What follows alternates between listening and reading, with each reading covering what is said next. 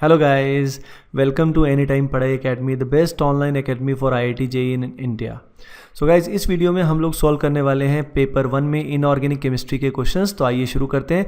सबसे पहले हम सॉल्व करने वाले हैं सबसे इंटरेस्टिंग क्वेश्चन जो इनऑर्गेनिक केमिस्ट्री में आया था, और ये थोड़ा लेंदी क्वेश्चन था बट बहुत ही इंटरेस्टिंग था। तो आई होप आप लोग इसको सॉल्व कर पाए होंगे। तो सबसे पहले जो भी इन्फॉर्मेशन है उसको हम लिख लेते हैं। उस इन्फॉर्मेशन से काफ़ी हिंट्स हमको मिल जाएंगे जिससे हमारा क्वेश्चन सॉल्व हो जाएगा। हमें कंपाउंड गिवन है एक्स। ये जो एक्स है इसका जो मॉलिक्यूलर फार्मूला है दैट इज़ MCl2.6H2O। अब इसमें M एक मेटल है और इसका जो कलर है वो गिवन है कि भाई it is pink in colour. अब इसके बाद क्या दिया हुआ है, इसके बाद दिया हुआ है जब इसका रिएक्शन हम कराते हैं NH4Cl के साथ, अमोनियम क्लोराइड के साथ, तो ऐसे केस में हमें Y मिलता है और यहाँ पे एयर भी होती है। एयर भी एक काफ़ी बड़ा हिंट है, बाद में आपको बात पता लगेगा। Y जो है ये है ऑक्टाहेड्रल कॉम्प्लेक्स। ऑक्टाहेड्रल कॉम्प्लेक्स से इसका मतलब हाइब्रिडाइजेशन या तो यहाँ पे sp3d2 होगी या हाइब्रिडाइजेशन क्या होगी D2sp3 होगी। ठीक है। उसके बाद यहाँ पे मेंशन्ड है एक्वस सॉल्यूशन में Y बिहेव्स एज 1,3 इलेक्ट्रोलाइट। इसका क्या मतलब है ये हम थोड़ी देर बाद जानेंगे। इसके बाद यहाँ पे क्या मेंशन्ड है कि जो X है इसके अंदर जब एक्सेस में HCl डाल दिया एट रूम टेम्परेचर, तो ऐसे केस में हमें मिला है Z। ये जो Z है it is a blue coloured compound, ये ब्लू कलर का कंपाउंड है। उसके अलावा क्या मेंशन्ड है यहाँ पे, the calculated spin only magnetic moment of X और Z। X और Z में दोनों में ही अनपेड इलेक्ट्रॉन्स की वैल्यू जो है वो सेम है, तो दोनों का जो मैग्नेटिक मोमेंट आया है दैट इज़ 3.87 बोर मैग्नेटॉन। उसके बाद ये जो Y है इसका जो μs है वो 0 है, यानी नंबर ऑफ अनपेड इलेक्ट्रॉन इसमें कितने होंगे, 0 होंगे। इसके बाद आपको स्टेटमेंट्स के बारे में बात करनी थी। तो देखिए इसमें बहुत सारी हिंट्स गिवन है जिससे यहाँ पे क्लियर हो जाएगा कि जो यहाँ पे मेटल होने वाला है that metal will be cobalt, that metal will be cobalt. क्योंकि देखिए इसमें जो कलर होता है पिंक कलर नॉर्मली जो होता है बहुत रेयर केसेस में ही होता है, और पिंक कलर जो होता है वो CO2 प्लस आयन का कलर होता है। ठीक है। तो COCl2.6H2 जो 6H2O है ये इंडिकेट कर रहा है कि यहाँ पे पिंक कलर है, तो CO2 प्लस की पॉसिबिलिटी यहाँ पे होती है। अब इसमें यहाँ पे जो μs है ये भी एक बहुत बड़ी हिंट है। 3.87 यहाँ पे गिवन है, इसका मतलब ये √15 से आया है। √15 का मतलब यहाँ पे जो n की वैल्यू होगी that will come out to be 3, तो 3 अनपेड इलेक्ट्रॉन इसके अंदर होंगे। अब जब हम इसको कोबाल्ट से कंपेयर करेंगे तो कोबाल्ट सभी को पता है, कोबाल्ट का जो इलेक्ट्रॉनिक कॉन्फ़िगरेशन होता है that is actually 4s2 3d7। अब इस केस में अगर हम CO2 प्लस की बात करें तो इसमें से 2 इलेक्ट्रॉन हम लूज करेंगे, तो यहाँ पे that will come out to be 3d7। तो 3d7 की अगर हम बात करें तो हमारे पास कुल मिला के यहाँ पे 5 ऑर्बिटल है, इसमें 7 इलेक्ट्रॉन्स हमें फिल करने हैं। तो ये हमने यहाँ पे इसमें 7 इलेक्ट्रॉन्स फिल कर दिए, तो टोटल हमारे पास 3 अनपेड इलेक्ट्रॉन आए, जिससे प्रूव हो रहा है कि यहाँ पे कोबाल्ट है। तो एक कलर जो है और जो नंबर ऑफ अनपेड इलेक्ट्रॉन है ये इंडिकेट कर रहे हैं कि यहाँ पे कोबाल्ट है।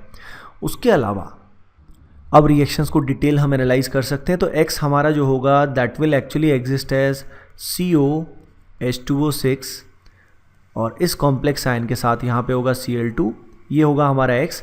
अब इसमें हम जब NH4Cl डालेंगे तो यहाँ पे क्या होगा, एयर की प्रेजेंस में ऑक्सीडेशन रिएक्शन होगा जिसमें कोबाल्ट का ऑक्सीडेशन स्टेट +2 से +3 में कन्वर्ट हो जाएगा। ये हमें कैसे पता लगा अभी आपको आइडिया लगेगा।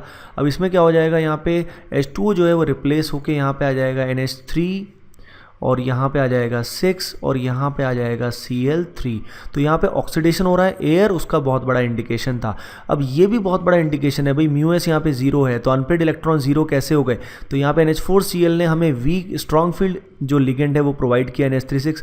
अब इसके में जब कोबाल्ट का ऑक्सीडेशन स्टेट +3 आएगा तो जो इसका इलेक्ट्रॉनिक कॉन्फ़िगरेशन होगा that will come out to be 3d6। अब 3d6 में भी जब यहाँ पे क्या होगा NH3, तो सारे इलेक्ट्रॉन्स जो होंगे वो पेयर अप हो जाएंगे। इलेक्ट्रॉन्स अगर पेयर अप हो जाएंगे तो इस तरह का कुछ इलेक्ट्रॉनिक कॉन्फ़िगरेशन हो जाएगा। तो आपको दिख रहा है कि भाई यहाँ पे जो ऑर्बिटल है ये खाली हो जाएंगे, तो इससे μs की वैल्यू क्या होगी, 0 होगी। तो μs की वैल्यू चेंज होने का मतलब अनपेड इलेक्ट्रॉन चेंज हो रहे हैं। तो यहाँ पे जो इलेक्ट्रॉनिक कॉन्फ़िगरेशन है पक्का वो 3d6 हो गया। अगर वो 3d7 ही रहती, अगर यहाँ पे रिडॉक्स रिएक्शन नहीं हो रही होती, तो इसका मतलब यहाँ पे कुछ ना कुछ μs ज़रूर आता। तो इससे हमें इंडिकेशन मिल गया कि यहाँ पे पक्का रिडॉक्स रिएक्शन हुई है। तो पहली जो स्टेटमेंट की अगर हम बात करें कि भाई hybridization of the central metal ion in Y is D2sp3, it is perfectly correct. अगर Y को आप देखते हैं तो ऐसे केस में ये 2 d ऑर्बिटल वेकेंट है यहाँ पे, ठीक है। तो इनर ऑर्बिटल कॉम्प्लेक्स ये बना सकता है, 2 d ऑर्बिटल यहाँ पे अवेलेबल है। उसके बाद आगे s ऑर्बिटल भी वेकेंट है और उसके अलावा 3 p ऑर्बिटल भी हमारे पास वेकेंट है। तो d2sp3 यहाँ पे हाइब्रिडाइजेशन हो जाएगी। अगर यहाँ पे टोटल देखें तो यहाँ पे जो 6 NH3 के लिगेंड्स हैं वो इलेक्ट्रॉन सप्लाई कर रहे हैं। तो इन ऑर्बिटल्स के अंदर जो ये वेकेंट ऑर्बिटल हैं, 2 d ऑर्बिटल है, 1 s ऑर्बिटल है और 3 p ऑर्बिटल है, इनमें वो इलेक्ट्रॉन्स डोनेट कर सकते हैं। तो पहला स्टेटमेंट करेक्ट है। उसके बाद अगर आप देखो यहाँ पे कितने addition of AgNO3 to Y gives only 2 equivalent of AgCl। Obviously ये रॉन्ग है क्योंकि यहाँ पे अगर हम AgNO3 को डालेंगे तो वो Cl नेगेटिव से रिएक्शन करेगा और 3 यूनिट Cl होने की वजह से यहाँ पे 3 unit 3 equivalent of AgCl will be released. उसके बाद X and Z are in equilibrium at 0 degree centigrade. उस इक्विलिब्रियम में अगर हम देखें तो भाई आपने देखा रूम टेम्परेचर पे रिएक्शन फॉरवर्ड में जाती है, लेकिन अगर टेम्परेचर लो होगा तो रिएक्शन किस तरफ होगी? बैकवर्ड में होगी।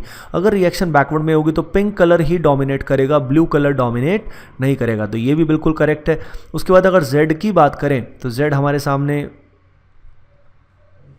गिवन नहीं है तो हमें उसको बनाना पड़ेगा। तो Z में यहाँ पे डिस्प्लेसमेंट रिएक्शन होगी और ये H2O यहाँ पे रिप्लेस होगा।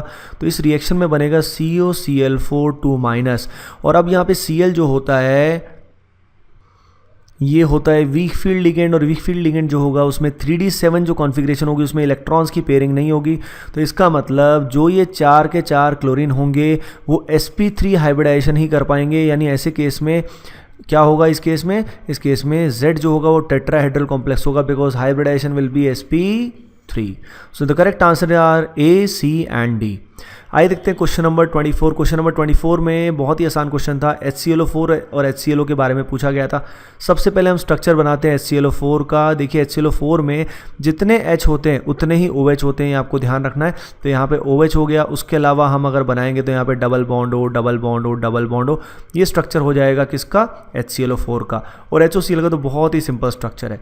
अब सबसे पहले इनकी हाइब्रिडाइजेशन निकालते हैं। तो देखिए, तो यहाँ पे जो क्लोरीन एटम है, इस क्लोरीन एटम ने 4 सिग्मा बॉन्ड बनाए हुए हैं, 4 सिग्मा बॉन्ड है और कोई भी लोन पेयर अवेलेबल नहीं है। तो इसमें 4 हाइब्रिड ऑर्बिटल होंगे, sp3 hybridization will be possible. HOCl में अगर हम देखें तो यहाँ पे सेंट्रल एटम जो होगा उसको अगर हम ध्यान दें तो इस केस में 2 लोन पेयर 2 बॉन्ड पेयर होंगे। तो हैंस इसकी हाइब्रिडाइजेशन भी क्या होगी? sp3 होगी। तो इसका करेक्ट आंसर जो हुआ, एक तो हुआ A। उसके अलावा आप B की बात करते हैं तो देखिए Cl2 और H2O की रिएक्शन जब होती है तो ऐसे केस में HClO4 नहीं बनता, ऐसे केस में बनता है HCl plus HOCl। Hence B is not the correct answer. इसके बाद C में conjugate base of HClO4 is a weaker base than H2O। Obviously देखिए HClO4 में से जब आप H प्लस को रिमूव करेंगे तो जो नेगेटिव चार्ज होगा वो एक्सटेंसिवली रेजोनेंस में पार्टिसिपेट करेगा और ये नेगेटिव चार्ज 4 ऑक्सीजन पे डिलोकलाइज होगा। Hence it is a much weaker base than H2O। तो C is the correct option. HClO4 is more acidic than HClO because of resonance stabilize. Obviously HClO के अंदर जब हमने H को निकाल दिया, H को हमने रिमूव कर दिया तो ऐसे केस में ClO नेगेटिव आएगा जो रेजोनेंस स्टेबलाइज नहीं है। लेकिन इस केस में जब हमने H को निकाला तो नेगेटिव चार्ज का एक्सटेंसिव रेजोनेंस होगा। Hence D is also the correct answer. Okay, जो ये 25 क्वेश्चन है बहुत ही इंटरेस्टिंग क्वेश्चन है और बहुत ही इजी क्वेश्चन भी है। जो ये हेलोजन के मॉलिक्यूल्स होते हैं इनका कलर ग्रेजुअली हम डाउन द ग्रुप जाते हैं तो चेंज होता है। जैसे पहले कलर येलो है और धीरे धीरे कलर की इंटेंसिटी बढ़ती रहती है। कलर जो है येलो से क्या हो जाता है? वॉयलेट हो जाता है। अब ये किस वजह से होता है तो आइए देखते हैं। तो देखिए सबसे पहले हमको जानना पड़ेगा रियल रीज़न कि ये कलर जो आते हैं क्यों आते हैं। तो आप जैसा आप सभी को पता है कि ये जो कलर्स आते हैं ये आते हैं इलेक्ट्रॉन के ट्रांजिशन की वजह से। They occur due to electronic transition. ठीक है, अब यहाँ पे फॉर एग्जांपल हम लेते हैं F2 का केस लेते हैं। F2 की जब इलेक्ट्रॉनिक कॉन्फ़िगरेशन हम लिखेंगे तो उसमें यहाँ पे 2 इलेक्ट्रॉन्स आएंगे, यहाँ पे 2 इलेक्ट्रॉन्स आएंगे। ये जो ऑर्बिटल्स हैं इनको हम बोलते हैं HOMO, that is higher occupied molecular orbital. और उसके बाद जो अगला ऑर्बिटल है सिग्मा स्टार 2px, ये क्या होगा? वेकेंट होगा। इसको हम बोलेंगे ल्यूमो। ठीक है, तो अब क्या होता है जब एनर्जी अवेलेबल होती है तो इलेक्ट्रॉन जो होते हैं वो यहाँ से छलांग लगा के ल्यूमो में एंटर करते हैं। ठीक है, इस वजह से एनर्जी एब्जॉर्ब करते हैं। अब जो एनर्जी एब्जॉर्ब होती है उससे हमें कलर नहीं दिखाई देता। जो बाकी एनर्जी हमारी रिफ्लेक्ट होती है, एनर्जी एब्जॉर्ब होने के अलावा जो वेवलेंथ रिफ्लेक्ट होती है उससे हमें कलर दिखाई देता है। जैसे कि इस व्हील से, जो ये अपना कलर व्हील है, इससे हम और अच्छे से समझ सकते हैं। जैसे यहाँ पे VGYOR।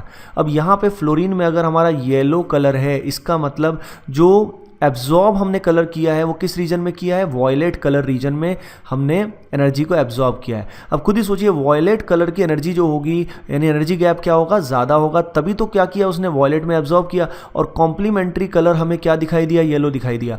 अब हम आयोडीन की बात करते हैं। आयोडीन जो है उसका कलर जो होता है वो क्या होता है, वॉयलेट होता है। वॉयलेट कलर अगर हमें दिखाई दिया यानी जो एब्जॉर्ब किया वो किया है येलो, यानी एनर्जी गैप क्या हो रहा है, डिक्रीज हो रहा है। तो जैसा क्या हो रहा है, ये पाई स्टार और सिग्मा स्टार का गैप डाउन द ग्रुप जाते हैं तो क्या होता है, डिक्रीज होता है। उस वजह से क्या होता है, एनर्जी गैप डिक्रीज होगा। तो येलो जैसे इसने एब्जॉर्ब किया तो कॉम्प्लीमेंट्री कलर हमें क्या दिखेगा, उतना ही डिफरेंट दिखाई देगा, तो हमको वॉयलेट कलर दिखाई देगा। तो A is the correct answer. इसके बाद अगर हम यहाँ पे बात करें आयनाइजेशन एनर्जी की बात करें तो ionization energy down the group decrease होती है, पर उसका इससे कोई रिलेशन नहीं है। उसके बाद फिजिकल स्टेट का भी कलर से कोई रिलेशन नहीं होता। उसके अलावा जो ऊपर बोला वही स्टेटमेंट इनडायरेक्टली डी में बोला है कि भाई जो होमो और ल्यूमो का गैप है, इस केस में होमो क्या होता है, पाई स्टार, और लूमो क्या होता है, सिग्मा स्टार। इनके बीच में गैप अगर डिक्रीज होगा तो उस बेसिस पे ही कलर में जो वेरिएशन आ रहा है उसी बेसिस पे एक्सप्लेन हो पाएगा। आइए करते हैं क्वेश्चन नंबर 26। क्वेश्चन नंबर 26 में आपसे पूछा गया था कि total number of lone pair of electrons on each of the central atom in the following species are. तो सबसे पहले TBr2 नेगेटिव का स्ट्रक्चर बनाते हैं। इसमें T होगा और उसके अलावा ब्रोमीन के साथ यहाँ पे 6 बॉन्ड बने होंगे जैसा कि आपको क्लियरली दिख रहा है। अब इसके बाद 2 नेगेटिव चार्ज है तो यहाँ पे 2 नेगेटिव का फॉर्मल चार्ज है। इलेक्ट्रॉन ब्रोमीन की वजह से मिलने की वजह से यहाँ पे 2 क्या हो जाएंगे, लोन पेयर हो जाएंगे। तो जो T है उसके पास 2 इलेक्ट्रॉन से यहाँ पे एक ही लोन पेयर मिलेगा। तो TBr6 2- के अंदर एक लोन पेयर हमारे पास अवेलेबल है। अगर हम BrF2+ की बात करें तो यहाँ पे BrF2+ में प्लस कैसे आया है इस बारे में आपको ज़्यादा सोचने की ज़रूरत नहीं है, लेकिन ब्रोमीन के पास in any case 2 lone pair available होंगे। तो यहाँ पे 2 लोन पेयर अवेलेबल हैं। उसके बाद अगर हम स्ट्रक्चर बनाएं किसका, SnF3 का, तो इसका स्ट्रक्चर आएगा कुछ इस तरीके से। यहाँ पे NF3 है और यहाँ पे सल्फ़र है। तो आप सोच सकते हैं कि कैसे नाइट्रोजन ने अपना इलेक्ट्रॉन यहाँ पे इसके साथ कोऑर्डिनेट किया। तो इसमें नाइट्रोजन के पास कोई भी लोन पेयर अवेलेबल नहीं क्योंकि उसने सल्फ़र के साथ कोऑर्डिनेशन किया है। तो यहाँ पे 0 इलेक्ट्रॉन्स होंगे, 0 लोन पेयर ऑफ इलेक्ट्रॉन्स होंगे। उसके बाद अगर हम स्ट्रक्चर बनाते हैं XeF3- का, तो यहाँ पे जिनॉन फ्लोरीन के साथ 3 बॉन्ड बनाएगा और उसके बाद यहाँ पे 3 लोन पेयर अवेलेबल होंगे और जिनॉन के ऊपर चार्ज क्या आएगा, नेगेटिव आएगा। तो यहाँ पे 3 लोन पेयर है, यहाँ पे 2 लोन पेयर, यहाँ पे 1 lone pair. Total number of lone pair will be 6। अब हम बात करते हैं क्वेश्चन नंबर 28 का। ऐसा ही क्वेश्चन जो है ये जेईई मेंस के अंदर भी आया था और ये बहुत ही आसान क्वेश्चन होता है। इसमें हम इलेक्ट्रॉनिक कॉन्फ़िगरेशन इनका लिखेंगे MOT के अकॉर्डिंग। उसके अलावा इसका शॉर्ट ट्रिक भी होता है, भाई जितनी भी यहाँ पे ऑड इलेक्ट्रॉन स्पीसी होंगी वो क्या होंगी, paramagnetic, except 10 electron, 16 electron and 32 electron species. ये स्पीसी क्या होती हैं, इवन इलेक्ट्रॉन स्पीसी हैं, स्टिल दे आर पैरामैग्नेटिक। इस बात का ध्यान रखना था।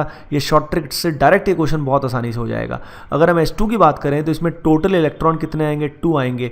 तो इस केस में obviously that will be diamagnetic, तो H2 होगा। सिमिलरली Li2 की अगर बात करें तो Li2 में टोटल इलेक्ट्रॉन 6 होंगे। तो जितने भी इवन इलेक्ट्रॉन स्पीसी हैं they are diamagnetic except the 10, 16 and 32 electron species. इसके बाद अगर हम बात करें He2+ में टोटल इलेक्ट्रॉन रह जाएंगे 3, तो वो भी पॉसिबल नहीं होगा। Be2 में अगर हम देखें तो टोटल इलेक्ट्रॉन विल बी 8। उसके अलावा अगर हम B2 में देखें तो 10 आएंगे तो that will be paramagnetic not diamagnetic. उसके अलावा C2 की अगर हम बात करें तो टोटल इलेक्ट्रॉन कितने आएंगे, 12, तो दैट विल बी डायमैग्नेटिक। उसके बाद अगर हम देखें N2 को, तो N2 भी इसमें डायमैग्नेटिक होगी। टोटल 14 इलेक्ट्रॉन्स हैं। O2 इसमें माइनस है, O2 नेगेटिव में 17 इलेक्ट्रॉन्स हैं, तो ऑड इलेक्ट्रॉन स्पीसी है, hence that will be paramagnetic for sure. इसके अलावा F2 भी यहाँ पे क्या होगा, F2 भी यहाँ पे डायमैग्नेटिक होगा। तो टोटल नंबर ऑफ 6 पीसी, यानी यहाँ पे answer will be 6। Total number of 6 PC will be diamagnetic. So guys, इस वीडियो में आप लोगों ने देखा कि कैसे इन क्वेश्चंस को सॉल्व करते हैं हम, और आई होप आप सबने बहुत अच्छा परफॉर्म किया होगा। जितने आपके क्वेश्चन करेक्ट हुए प्लीज़ आप कमेंट सेक्शन में मुझे ज़रूर बताएं। Okay guys, wish you all the best, bye bye.